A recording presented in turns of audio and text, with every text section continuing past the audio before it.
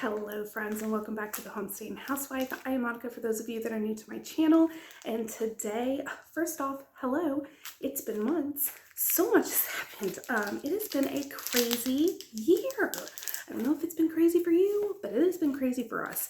Anyway, today we are going to be turning this into some American cheese. So I'm going to show you how to make American cheese at home with just 4 ingredients and give you some tips and tricks along the way. So if this is something that you like, go ahead and hit subscribe, because we are going to be doing a lot of stuff like this, as well as bringing back a lot of recipes. So let's get started. Okay, so I'm actually going to be doing this recipe twice, which is why I have 4 blocks of cheese instead of just 2, but you only need 4 ingredients. You need your cheese, you need an unflavored gelatin, you need milk powder, and you need water. That's it. That's all you need to make delicious American cheese. But here's a tip. If you want to turn this into velveeta, use cheddar. If you want a classic American cheese flavor, use Kobe. If you want a classic velveeta flavor, then use cheddar. And you can use mild, sharp. You can do the white cheddar you can do the white velveeta by making it a Monterey Jack cheese. I'm telling you, the possibilities are endless once you get the base recipe down. For the gelatin, you can get little packs like this. I believe this was just a couple bucks. It comes with 2 packages in it, which is enough for 2 recipes. This is readily available right by the Jell-O. It's right by the Jell-O and pudding section. However, if you're going to use gelatin, I actually prefer the 100% beef gelatin.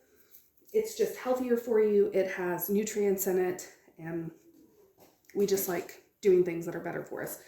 However, I am going to use this because I did have it and it needs to be used. I think it's even maybe close to being expired next year. So yes, it needed to be used. So we're going to be using the store-bought today, but you can always, of course, go the healthier version and do beef gelatin. And then we just have milk powder here that has been in the fridge, and I'm wanting to use it up. So let's just get down to it. The first thing that we need to do is shred our cheese. Emphasis on shredding. You want to make sure you are not buying the pre-shredded cheese. Shred it yourself. All right, first step is to shred a pound of Kobe cheese. Okay, I made an oopsie. So once you get it shredded, you want to be able to pour water in it. So you really need to have your blade in there. So we're going to pour this into a bowl, get our blade in, pour the cheese back in. So make sure, if you're using a food processor, that the blade is already in the bottom. Even though we were using the cheese grater, make sure you have that in the bottom. Second, you can do this in a blender, but you still need to shred the cheese first. So a blender is not going to shred the cheese for you. So you would need to either hand shred it, or if you have an electric shredder, shred the cheese first, then put it in here, then put it in your blender, and follow the rest of the steps. The rest of the steps are going to be exactly the same. The only difference is I can shred the cheese in my food processor, where the blender, I need it pre-shredded. Okay. Get our pound of cheese back in. Now go ahead to this, and we are going to add 2.5 teaspoons of our gelatin. And just to see how much is in this package, I do have a tablespoon. Oh, so you'll get even more. You can see how much is still in that package. So there's about 2.5 teaspoons. Put that in there. And then you want 1/3 cup of milk powder.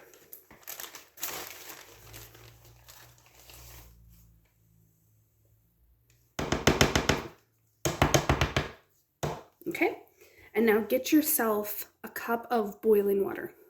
My husband is going to be so excited. He's only been asking for more of this for like 2 months now, and we're just now getting to it. So go ahead and give it a pulse.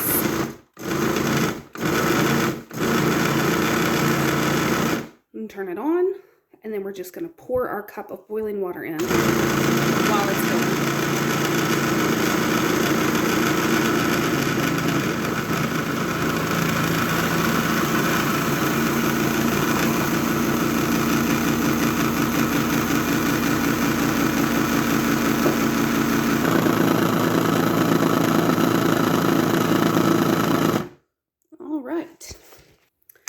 So that is done.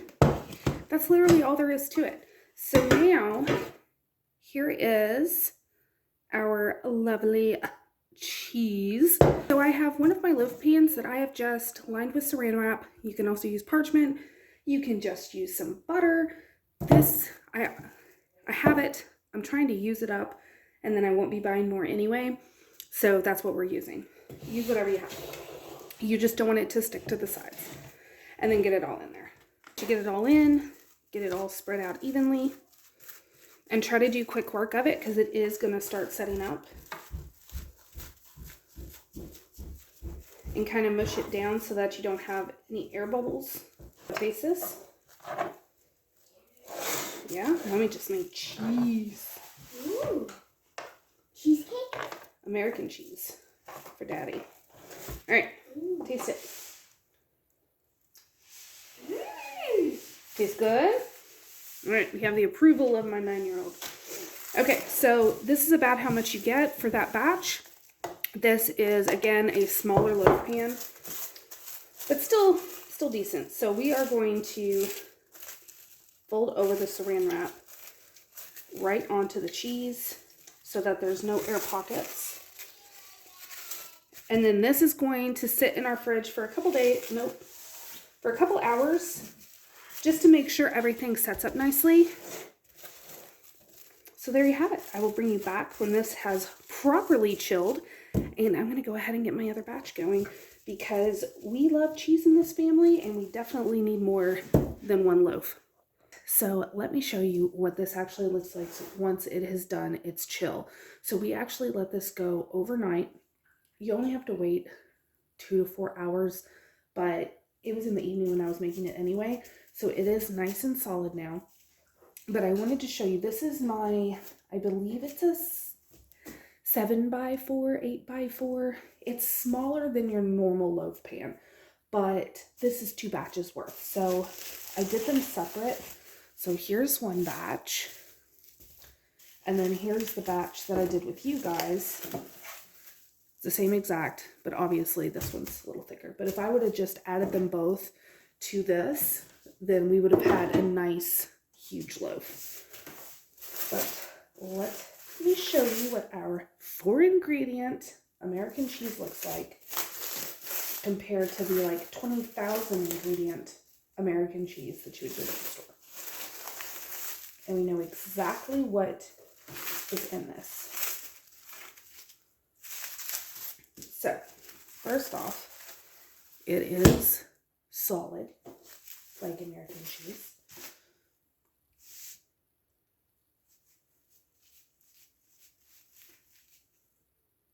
It smells amazing. And you already saw one of my girls tried it before it even set up.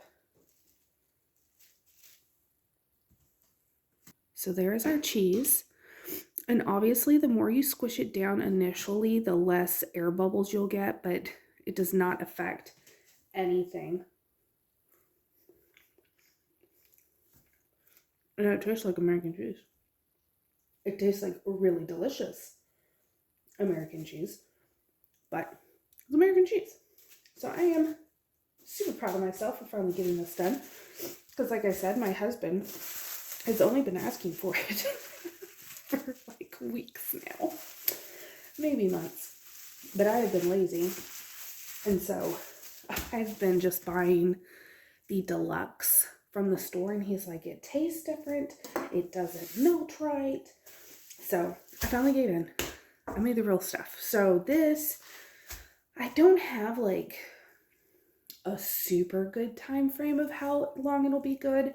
It obviously does not have preservatives in it, so I would use it within a couple weeks if you have it in the fridge, but honestly, this will freeze amazing. So what you can do is slice it, freeze it, or like cut it in half and freeze it whole if you're making more than one batch, and then just take it out when you need it.